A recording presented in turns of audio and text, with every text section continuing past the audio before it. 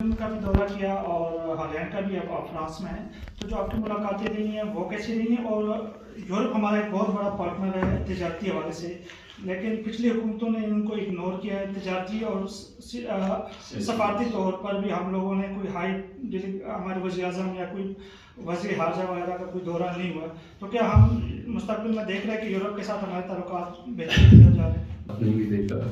ابھی حکومت کو آئے کوئی مہینہ بھی نہیں ہوا، میں تمام یورپین کیپٹلس میں بیٹھا ہوا ہوں، بیلجیم میں بھی، فرانس میں، ہالینڈ میں، کل جرمنی جا رہے ہیں، وہاں پہ بھی ہوگا۔ سوال یہ کہ ہمیں یہ میسج دینا ہے کہ ہم ان سے تعلقات کو ترجیح دیتے ہیں، کیونکہ جہاں جہاں یہ زمانہ اب چلا گیا کہ صرف آپ باتوں سے ہی ایک دوسرے کو جو ہے وہ راضی رکھتے تھے، اب تو ہارڈ کیش کی بات ہوتی ہے، آپ کو تجارت ہی راستہ ہے، اب وہ ایڈ والا زمانہ بھی چلا گیا، تو ٹریڈ، اور ٹریڈ میں جو آپ کا سب سے بڑا ٹریڈنگ پارٹنر ہے، اگر آپ اس کے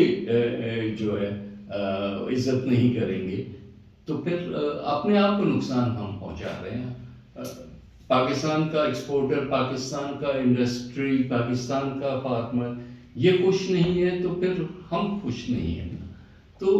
اس لحاظ سے ہم ان سب کی ریپرزنٹیشن کرتے ہوئے یہاں آ رہے ہیں۔ بات چیت کیسے ہوئی وہ تو میں نے شروع میں ہی کہا کہ ہر جگہ پازیٹیو ہمیں فیڈ بیک ملا، ان کو یہ بات بھی جو ہے وہ صحیح لگی یا اچھی لگی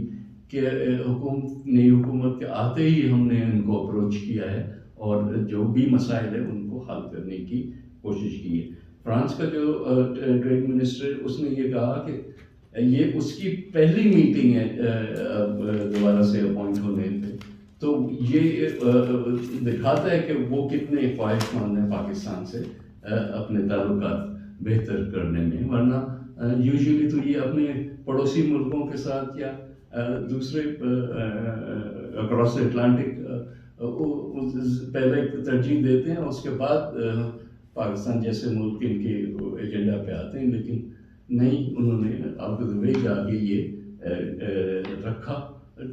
صرف یہ سگنل دینے کے لیے کہ ہم جو ہے پاکستان کے ساتھ روابط بہتر کرنا چاہتے ہیں۔ جی